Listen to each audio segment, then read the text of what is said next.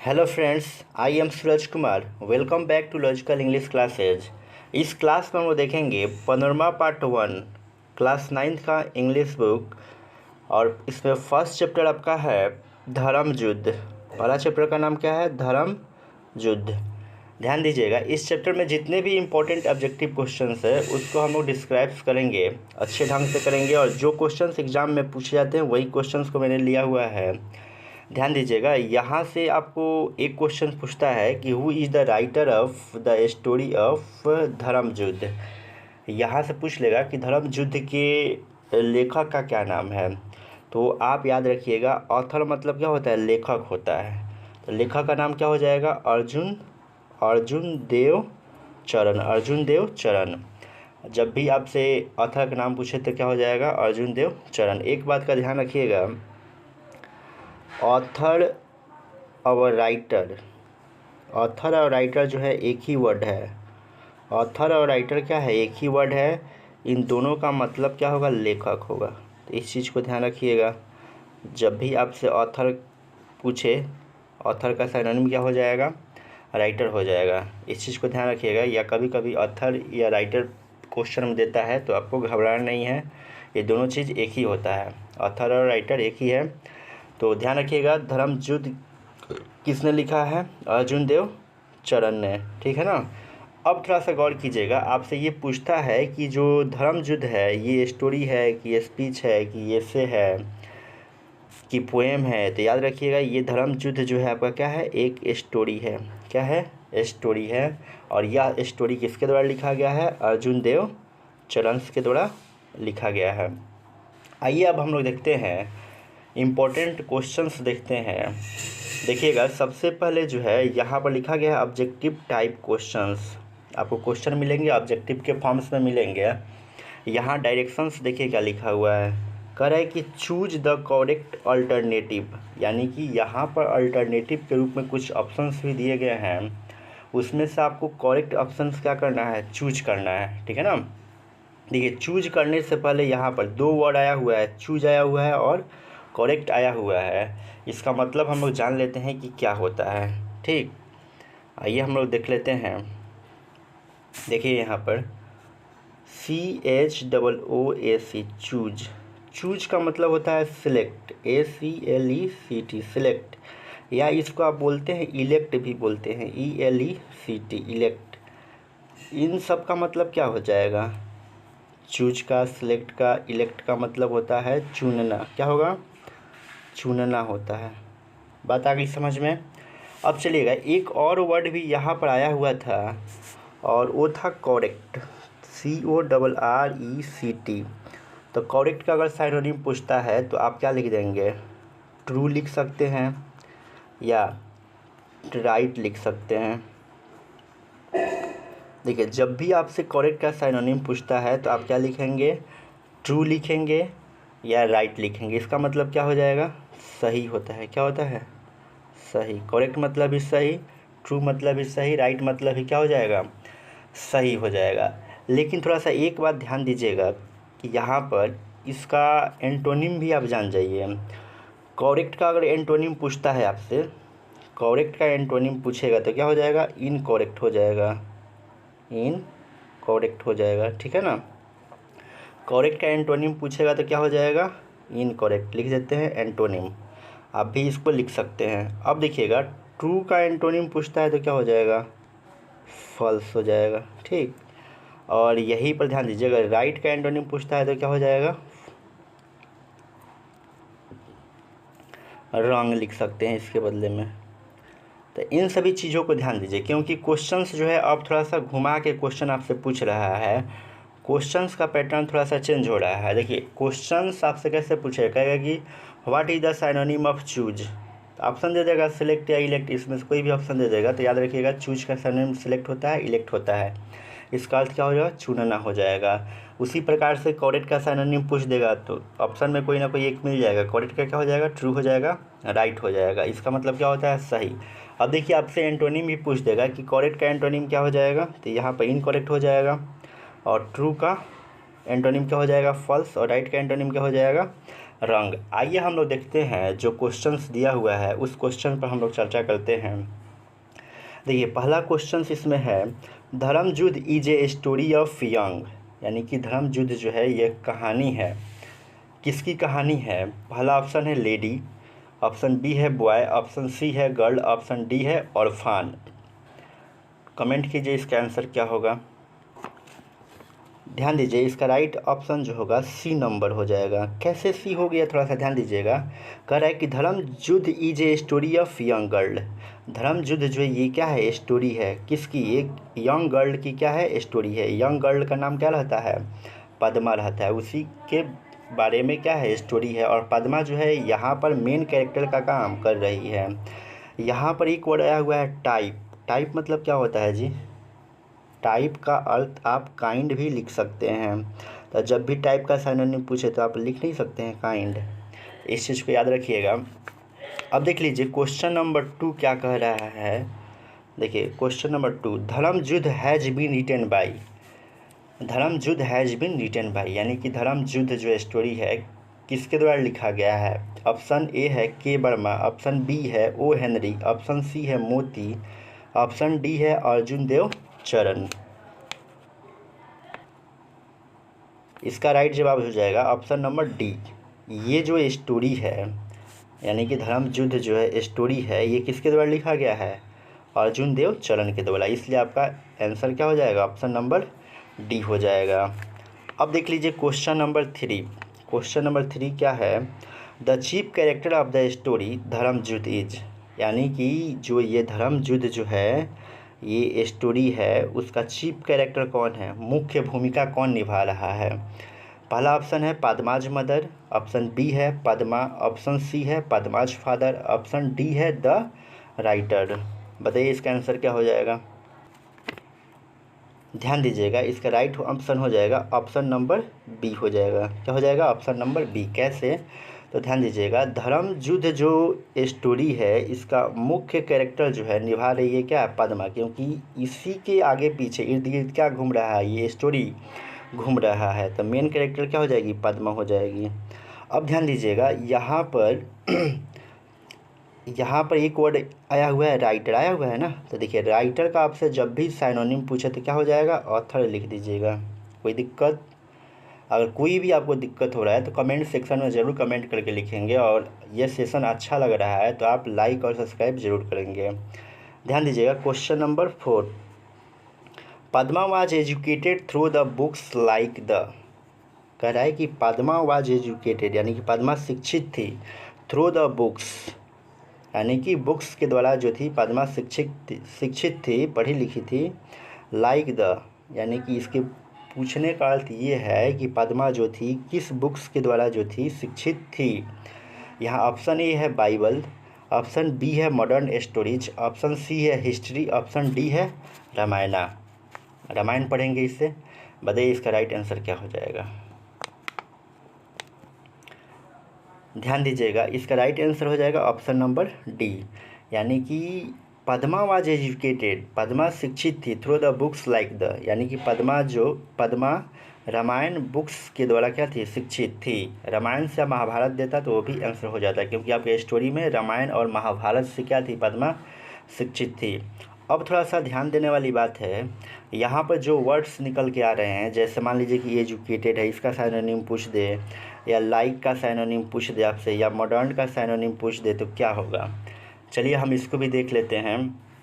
ध्यान दीजिएगा एक वर्ड आया हुआ था एजुकेटेड, तो एजुकेटेड का मतलब क्या होता है? आप बताइए। एजुकेटेड का मतलब हम लोग नहीं लिख सकते हैं क्या? Literate, LITERATE, literate. इसका मतलब क्या हो जाएगा? तो एजुकेटेड मतलब सबको पता है, लिटरेट मतलब ही सबको पता है, जो पढ़ा लिखा होता है उसको एजुकेटेड बोलते हैं ना जी। और लिटरेट भी उसी को बोलते हैं, यानी कि शिक्षित बोल सकते हैं या पढ़ा लिखा। शिक्षित या पढ़ा लिखा हम लोग बोल सकते हैं। दूसरा वर्ड आया हुआ था लाइक। लाइक मतलब क्या होता है? ठीक है ना, लाइक मतलब पसंद करना भी होता है, लेकिन यहाँ पर लाइक जो है एडजेक्टिव का काम करेगा। लाइक मतलब के समान, तो इसके लिए हम लोग लिख सकते हैं सिमिलियर। क्या लिख सकते हैं? सिमिलियर लिख सकते हैं। या आपको नहीं समझ में आ रहा है तो एक एक वर्ड आप लिख सकते हैं इक्वल, EQUAL, इक्वल। इसका मतलब क्या हो जाएगा, इस तीनों का मतलब हो जाएगा समान। क्या हो जाएगा, समान। लिख लीजिए, नहीं पता है तो क्या हो जाएगा, समान हो जाएगा। अब चलिएगा, एक वर्ड आया हुआ है, हम लोग देखे थे मॉडर्न, MODERN, मॉडर्न। मॉडर्न मतलब क्या होता है जी, मॉडर्न को हम लोग रिसेंट भी लिख सकते हैं, RECENT, रिसेंट, या इसको न्यू भी लिख सकते हैं। क्या लिख सकते हैं, न्यू भी लिख सकते हैं। मॉडर्न मतलब आधुनिक, पुराना नहीं, आधुनिक मतलब मॉडर्न को रिसेंट भी बोलेंगे, न्यू भी बोलेंगे। मॉडर्न मतलब आधुनिक, मतलब अभी जो चल रहा है नहीं, मॉडर्न का मतलब हो जाएगा आधुनिक। रिसेंट यानी कि हाल फिलहाल की बातें हैं, ठीक है ना, यानी कि जो न्यू में जो घटना घटी है उसको हम लोग मॉडर्न बोल सकते हैं। तो इसका अर्थ लिख सकते हैं, आप लिखना चाहते हैं तो आधुनिक भी लिख सकते हैं। क्या लिख सकते हैं, आधुनिक, आधुनिक या हाल का, हाल ही में जो घटना घटित हो रही है उसको आप दर्शा सकते हैं। ध्यान दीजिएगा, जब भी आपसे अगर मान लीजिए कि मॉडर्न का अगर अपोजिट पूछे तो क्या हो जाएगा, एंशिएंट। इस चीज़ को ध्यान रखिएगा, ANCIENT, एंशिएंट। मॉडर्न का सिनोनिम पूछे तो क्या हो जाएगा, एंशिएंट। या आप इसके बदले में ओल्ड भी लिख सकते हैं, ठीक है ना। अगर मॉडर्न का आपसे एंटोनिम पूछता है तो आप एंशिएंट या ओल्ड लिख सकते हैं, कोई भी सही हो जाएगा। चलिए हम लोग देखते हैं अपना अगला क्वेश्चन, हम लोग देख लेते हैं। हम लोग क्वेश्चन नंबर यहाँ पर देख लिए हैं, 4 तक देख लिए हैं। अब 5वां क्वेश्चन हम लोग चलते हैं। देखिएगा, 5वां क्वेश्चन हम लोग का है, Padma wanted to know the identity of. देखिए, 5वां क्वेश्चन जानने से पहले हम लोग पूरा इसका निचोड़ जानेंगे। देखिए, वांट का मतलब क्या होता है, वांट का मतलब विश, वांट का मतलब क्या होता है, विश। अब विश का मतलब नहीं पता है तो आप लिख सकते हैं डिजायर। क्या होता है, डिजायर। इसका मतलब पूरा का मतलब क्या हो जाएगा, चाहना। क्या हो जाएगा, चाहना, ठीक है ना। चाहना या डिजायर मतलब इच्छा भी होता है या चाहना भी होता है। अब देखिएगा, यहाँ पर देखिएगा एक और वर्ड आया हुआ है, आइडेंटिटी। क्या आया हुआ है, आइडेंटिटी, IDENTITY। आइडेंटिटी का मतलब आपको पता है, इसके बदले में कुछ लिख सकते हैं, क्या लिख सकते हैं, एक्वेंटेंस, ACQUAINTANC,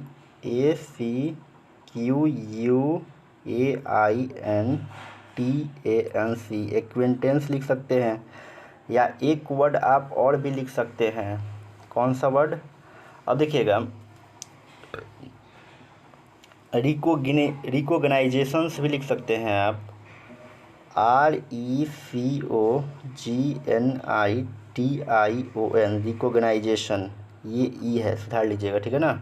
अब देखिएगा, आइडेंटिटी हो गया, एक्वेंटेंस हो गया, रिकोगनाइजेशंस हो गया, इसका मतलब जो होता है पहचान होता है। क्या होता है, पहचान। याद रखिएगा, जब भी आपसे आइडेंटिटी का सिनोनिम पूछ दे तो एक्वेंटेंस याद रखिएगा या रिकोगनाइजेशंस याद रखिएगा। चलिए क्वेश्चन नंबर 5 अब देखिए क्या है। कह रहा है कि Padma wanted to know the identity of a, Padma जानना चाहती थी, Padma wanted to know, Padma जानना चाहती थी द आइडेंटिटी ऑफ, किसकी पहचान जानना चाहती थी। ऑप्शन ए है मैरिड गर्ल, ऑप्शन बी है हस्बैंड, ऑप्शन सी है वाइफ, ऑप्शन डी है गर्ल्स। बताइए इसका राइट आंसर क्या होगा। ध्यान दीजिएगा, इसका राइट आंसर हो जाएगा ऑप्शन नंबर डी हो जाएगा, ठीक है ना। यानी कि Padma wanted to know the identity of a girl, Padma जो है एक लड़की की क्या पहचान होती है उसके बारे में जानना चाहती थी। अब चलिएगा, क्वेश्चंस नंबर हम लोग देखेंगे 6 देखेंगे। देखिए, कह रहा है पद्माज फादर केयर्ड मोर फॉर, यानी कि पद्मा के पिताजी अधिक परवाह करते थे। केयर मतलब परवाह करना। पद्मा के पिताजी अधिक परवाह करते थे किसकी। ऑप्शन ए है मोनी की, ऑप्शन बी है पद्मा की, ऑप्शन सी है पद्माज मदर की, ऑप्शन डी है हिमसेल्फ यानी कि खुद की। तो बताइए इसका राइट आंसर क्या हो जाएगा। इसका राइट आंसर देखिएगा ऑप्शन नंबर ए हो जाएगा। ऑप्शन नंबर क्या हो जाएगा, ए, यानी कि Padma's father cared more for money, यानी कि पद्मा के पिताजी मनी की परवाह करते थे, रुपये पैसे की ज़्यादा क्या करते थे, चिंता करते थे, परवाह करते थे। यहाँ पर थोड़ा सा ध्यान दीजिएगा, एक वर्ड आपको हम दिखाना चाहते हैं। देखिए ये आया हुआ है मैरिड, क्या आया हुआ है? मैरिड। मैरिड का अगर आपसे अपोजिट वर्ड पूछ लेता है तो क्या हो जाएगा? अनमैरिड हो जाएगा। सिंपल तो है जी, अनमैरिड, MARRIED, अनमैरिड। मैरिड का मतलब होता है विवाहित, यानी कि जो शादीशुदा है, और अनमैरिड का मतलब अविवाहित, जो शादीशुदा नहीं है। आइए हम आपको ले चलते हैं अगले क्वेश्चन की तरफ। अब देखिएगा कुछ यहाँ पर नया क्वेश्चंस पैटर्न मिलेगा आपको, और देखिए क्या लिखा हुआ है, select the correct alternative and fill in the blanks. आपको यहाँ पर क्या करना है, जो अल्टरनेटिव यानी कि जो ऑप्शंस दिया गया है उसमें करेक्ट ऑप्शंस को क्या करना है, चूज करना है, और फिल इन द ब्लैंक्स यानी कि ब्लैंक्स को आपको भरना है। ध्यान दीजिएगा पहला क्वेश्चन क्या कह रहा है, देखिए पद्माज मदर से, पद्मा की माँ कहती है, पद्मा की माँ कहती है my identity is linked with his. Padma की माँ कहती है कि मेरी जो पहचान है लिंक्ड विथ हीज, मतलब उनसे जुड़ा हुआ है, यानी कि पद्मा जी के पिताजी के साथ क्या हुआ है, जुड़ा हुआ है। पद्मा की माँ की जो पहचान है उनके हस्बैंड के साथ जुड़ा हुआ है, ठीक है ना। एंड एंड एंड आपको यहाँ से ऑप्शन मिलता है, ऑप्शन नंबर ए में है यू, ऑप्शन बी है आई, ऑप्शन सी है पद्मा, ऑप्शन डी है ऑल। तो ध्यान दीजिएगा इसका राइट आंसर जो हो जाएगा ऑप्शन नंबर बी हो जाएगा। इसको थोड़ा सा समझिएगा। कह रहा है कि पद्माज मदर से, पद्मा की माँ कहती है कि मेरी जो पहचान है उनसे है, मेरी पहचान उनसे है, एंड मेरी पहचान जो है उनसे है। पद्माज मदर से, पद्मा की माँ कहती है, क्या कहती है देखिएगा, मेरी पहचान जो है लिंक्ड विथ हीज, यानी कि उनसे जुड़ी हुई है पिताजी के साथ, और आई यानी कि पद्मा की माँ की पहचान जो थी उनके पिताजी के साथ जुड़ी हुई थी, ठीक है ना। आई किसके लिए प्रयोग किया गया है, पद्मा की मदर के लिए। तो इस चीज़ को याद रखिएगा, ऑप्शन हो जाएगा आपका बी नंबर हो जाएगा। अब देखिएगा क्वेश्चन नंबर थोड़ा सा दूसरा देखिएगा, कह रहा है कि Padma feels aggrieved and agitated by the uncharitably of the society forwards women. इसको समझ लीजिए। क्वेश्चंस कह रहा है कि Padma feels aggrieved and agitated by the uncharitably of the society forwards women. तो ध्यान दीजिएगा, इसको हम आपको आंसर बताते हैं, उसके बाद आपको हम समझाते हैं। इसका राइट आंसर हो जाएगा ऑप्शन नंबर सी हो जाएगा। थोड़ा गौर कीजिएगा, इसे कहने का मतलब ये है कि Padma feels aggravated and agitated by the uncharitably, यानी कि पद्मा इस तरह के रूढ़िवादी रवैये से दुखी और उत्तेजित महसूस करती है। क्या होगा इसका मतलब, होगा ऑर्थोडॉक्स एटीट्यूड का मतलब होगा रूढ़िवादी रवैया, यानी कि समाज में जो रूढ़िवादी धारणा बना हुआ है ना, उससे क्या है, पद्मा क्या है, दुखी है। उससे क्या है, पद्मा दुखी है और उत्तेजित भी है। यही क्वेश्चन कह रहा था कि जो समाज में रूढ़िवादी धारणा बना हुआ है उससे पद्मा की स्थिति जो है कैसी है, दुखी है, और पद्मा उससे उत्तेजित भी है। अब चलिए क्वेश्चन नंबर 3 देखिए, Padma ask her parents about. Padma जो है अपने माता पिता से पूछती है, अबाउट मतलब किसके बारे में, ठीक है ना। डैश ऑफ ए वोमेन, किस चीज़ के बारे में पद्मा जो है वो है अपने माता पिता से क्या करती है, पूछती है। तो इसका राइट आंसर क्या हो जाएगा, ध्यान दीजिएगा, इसका राइट ऑप्शन हो जाएगा option number A. Padma ask her parents, Padma अपने माता पिता से पूछती है about right and the identity of A women, यानी कि पूछ रही है माता पिता से कि जो वोमेंस का अधिकार क्या होता है, वोमेंस का क्या अधिकार होता है और वोमेंस की क्या पहचान होती है। पद्मा यही तो क्वेश्चन अपने माता पिता से पूछ रही होती है ना। तो क्या हो जाएगा, राइट्स एंड द आइडेंटिटी। चलिए अब ध्यान दीजिएगा, ये जैसा कि आप जानते हैं कि धर्म युद्ध जो है एक क्या है, स्टोरी है। तो इसी स्टोरी के माध्यम से हम लोग क्या कर रहे हैं, सारे आंसर्स दे रहे हैं। अब देखिएगा, अब बढ़ते हैं हम लोग क्वेश्चन नंबर 4 की तरफ बढ़ते हैं, और 4 नंबर क्वेश्चन ये रहा, गौर कीजिएगा। Padma ask what about a women whose husband is, यहाँ थोड़ा कट गया है, हस्बैंड इज क्या हो जाएगा, dead, husband is dead, DEAD, husband is did.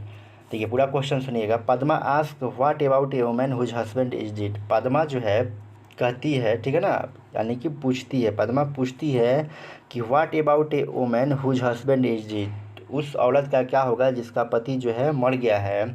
तो पद्मा की मदर जो है रिप्लाई देती है, जवाब देती है कि life is dash for her. Life जो है उसके लिए क्या है, जिसका पति जो है मर गया है उसके लिए लाइफ क्या है। तो यहाँ पर आपको भरना है। ऑप्शन ए है सैड, ऑप्शन बी है अनहैप्पी, ऑप्शन सी है सैड पोलाइट, ऑप्शन डी है हेल। बताइए इसका राइट आंसर क्या हो जाएगा। ध्यान दीजिएगा, इसका राइट ऑप्शन हो जाएगा ऑप्शन नंबर डी हो जाएगा। 4 का क्या हो जाएगा, ऑप्शन नंबर डी। कैसे हुआ देखिएगा, पद्मा पूछती है कि what about a woman whose husband is dead, उस औरत का क्या होगा जिसका पति जो है मर गया है। तो पद्मा की माँ जवाब देती है कि life is hello, life is hello for her. Padma की माँ कहती है कि उसका जो लाइफ है नरक के समान है, जिसका पति मर गया है उसका लाइफ जो है किसके समान है, नरक के समान है। तो राइट ऑप्शन क्या हो जाएगा, ऑप्शन नंबर डी हो जाएगा। यहाँ पर थोड़ा सा गौर करने वाली बात है, एक वर्ड यहाँ पर आया हुआ है सैड, आया हुआ है ना, देखिएगा सैड, SAD। सैड का मतलब क्या होता है जी, ऑफसेट भी तो लिख सकते हैं ना, सैड का मतलब ऑफसेट। और इसका मतलब आपसे पूछा जाए कि इसका मतलब क्या होगा, तो आसानी से कह सकते हैं इसका मतलब जो होता है दुखी होता है। सैड मतलब दुखी, ऑफसेट मतलब भी दुखी या उदास, ठीक है ना। अब चलिएगा हम लोग देखते हैं क्वेश्चंस नंबर हम लोग देखेंगे, लेकिन थोड़ा सा ध्यान दीजिएगा। यहाँ पर ऑप्शन नंबर बी आया है अनहैप्पी। अनहैप्पी का अगर अपोजिट आपसे पूछा जाए तो क्या हो जाएगा जी, हैप्पी हो जाएगा। अपोजिट मीनिंग क्या हो जाएगा, हैप्पी। लेकिन थोड़ा सा ध्यान दीजिएगा, अगर हैप्पी का आपसे साइनोनिम पूछा जाए तो क्या क्या बन सकता है, चलिए उस चीज़ को हम आपको दिखाते हैं।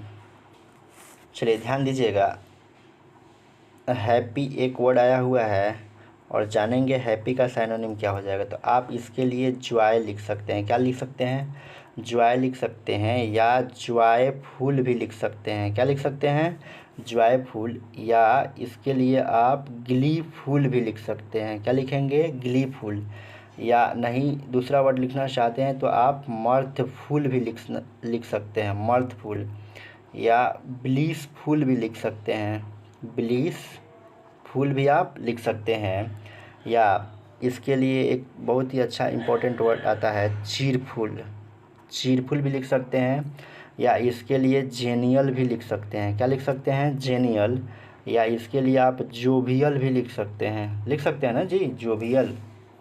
या गौर कीजिएगा, या अभी भी नहीं समझ में आ रहा है तो आप लिख दीजिए हैप्पीनेस। क्या लिख देंगे, हैप्पीनेस। अब आप लोग समझ गए होंगे, ठीक है ना। इसके लिए हम लोग बहुत सारा वर्ड यूज कर सकते हैं। तो थोड़ा सा ध्यान देने वाली बात है कि ये जो इतना सारा वर्ड लिखा गया है ये जो है किसका साइनोनिम है जी, तो आप बोल सकते हैं हैप्पी का साइनोनिम है। हैप्पी मतलब क्या होता है, खुश। क्या होता है, खुश। या खुशी लिख सकते हैं, या प्रसन्नता लिख सकते हैं, प्रसन्नता। तो गौर कीजिएगा, जब भी आपसे हैप्पी का साइनोनिम पूछे तो जॉय हो सकता है, जॉयफुल हो सकता है, ग्लीफुल हो सकता है, मर्थफुल हो सकता है, ब्लिसफुल या चीरफुल, जेनियल, जोवियल, हैप्पीनेस। किसी भी एक वर्ड को उठा, जैसे मान लीजिए जेनियल को ही उठा दे और पूछे कि इसका साइनोनिम क्या हो जाएगा, तो इसके अतिरिक्त जितना भी वर्ड है सब इसका क्या हो जाएगा, साइनोनिम हो जाएगा। तो इस चीज़ को भी याद रखिएगा। अब चलते हैं हम लोग अपने असली क्वेश्चन की तरफ चलते हैं। और हम लोग का क्वेश्चंस यहाँ पर था, क्वेश्चंस नंबर देख रहे थे हम लोग 5। देखिएगा, अनमैरिड मैन यानी कि अविवाहित जो पुरुष होता है वो डैश, यहाँ पर डैश लिखा हुआ है ना। Unmarried man is, unmarried man कैसा होता है, तो ऑप्शन ए है सेंट, ऑप्शन बी है स्टूडेंट, ऑप्शन सी है वेनरेटेड, ऑप्शन डी है आइडियल। बताइए इसका राइट आंसर क्या हो जाएगा। चलिए ध्यान दीजिए, इसका राइट ऑप्शन क्या हो जाएगा, option number C, unmarried man यानी कि अविवाहित जो मैन होता है, पुरुष जो होता है, वेनरेटेड। वेनरेटेड का मतलब क्या होता है, आदर, यानी कि उसको रिस्पेक्ट मिलता है। जो अनमैरिड मैन होता है ना, उसको सभी जगह क्या मिलता है, रिस्पेक्ट मिलता है, वेनरेटेड मिलता है। तो गौर कीजिएगा, थोड़ा सा देखिएगा, ये वेनरेटेड जो है न्यू वर्ड आया हुआ है और आपको परेशान कर रहा है, VENERATED, वेनरेटेड। वेनरेटेड वेनरेटेड नहीं समझ में आ रहा है तो इसके लिए एक और वर्ड लिख सकते हैं, रिवरेंसेड, RENCED लिख सकते हैं, रिवरेंसेड।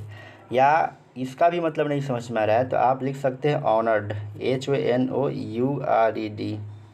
आपको लग रहा होगा कि सर ये कहाँ फंसा रहे हैं। चलिए चलिए दे देते हैं रिस्पेक्टेड। इसको क्या बोल सकते हैं, रिस्पेक्टेड भी बोल सकते हैं, रिस्पेक्टेड, ठीक है ना।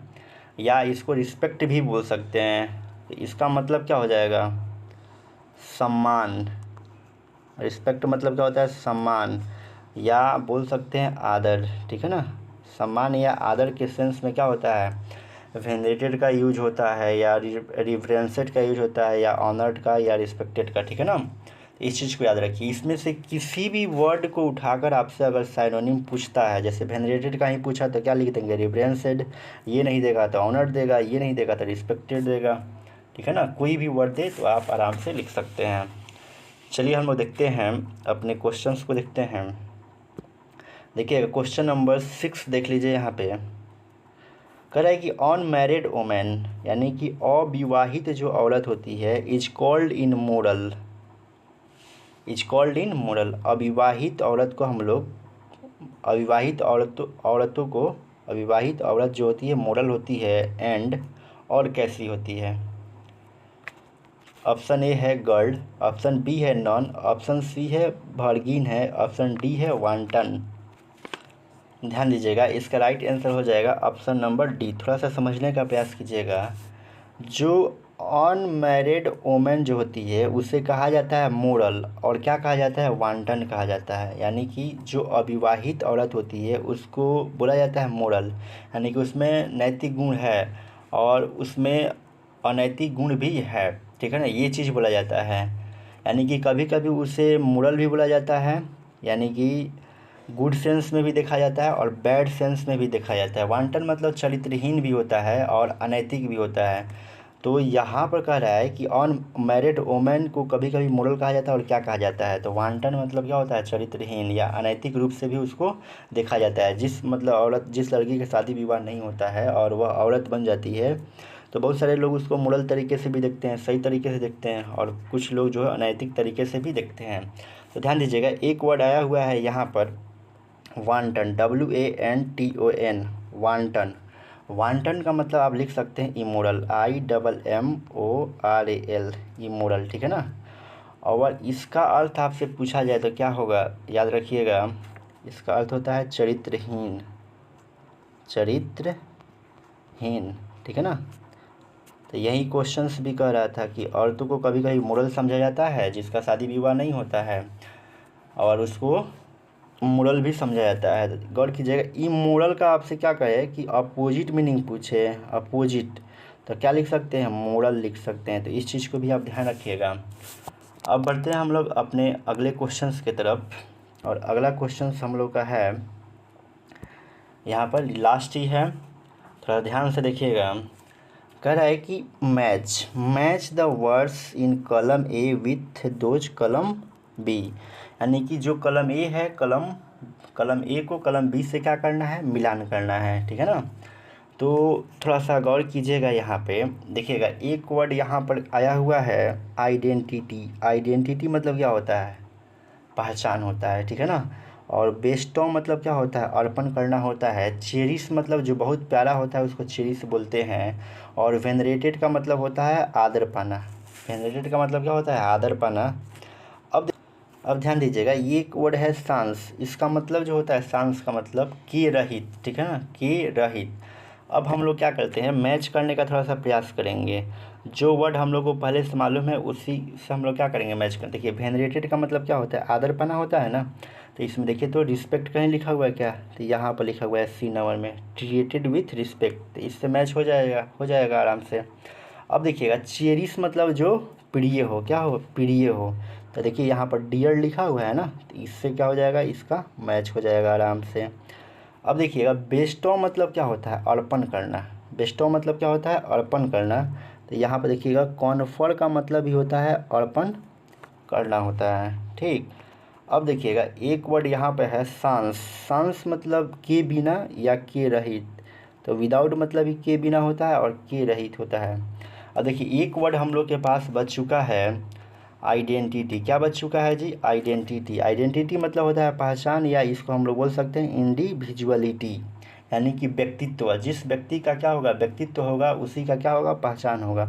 तो इससे क्या हो जाएगा? रिलेटेड हो जाएगा। ठीक, अब याद रखिएगा, ध्यान दीजिएगा, यहाँ पर जो अभी मिलान में आपको दिखाया बेस्टॉ और कॉन्फर, CONFER, इसका मतलब आप याद रखिएगा अर्पण करना। क्या करना जी? अर्पण करना। ठीक, और आपको ये भी पता होना चाहिए कि ये जो हम लोग अभी देख रहे हैं धर्म युद्ध क्या है जी? स्टोरी है। अगर आपसे स्टोरी का साइनोनिम पूछ ले तो क्या हो जाएगा? टेल हो जाएगा। और टेल नहीं आपको पता है तो लिख सकते हैं नैरेटिव। क्या हो जाएगा? नैरेटिव। इसका मतलब क्या हो जाएगा? आप कमेंट सेक्शन में कमेंट करके आप ज़रूर बताएंगे। देखिएगा, स्टोरी मतलब कहानी होता है। क्या होता है? कहानी। कहानी का साइनोनिम पूछे तो हिंदी में कथा हो जाएगा। तो इस चीज़ को भी ध्यान रखिए, कहानी को कथा भी हम लोग कहते हैं। तो जब भी आपसे स्टोरी का साइनोनिम पूछे तो टेल हो जाएगा या नैरेटिव हो जाएगा। ध्यान दीजिएगा, धर्म युद्ध चैप्टर से जितने भी इम्पोर्टेंट ऑब्जेक्टिव बन सकते थे उस सारे ऑब्जेक्टिव क्वेश्चंस को आज मैंने कवर कर लिया है। आपको कहीं पर भी अगर समझने में अगर डाउट हुआ हो तो आप कमेंट सेक्शन में कमेंट ज़रूर करेंगे। अगर आपको अच्छा लगा हो तो इसे अपने दोस्तों के पास ज़रूर शेयर करेंगे, और लाइक शेयर करना आप नहीं भूलेंगे। चलिए मिलते हैं नेक्स्ट वीडियो में, तब तक के लिए thank you, best of luck.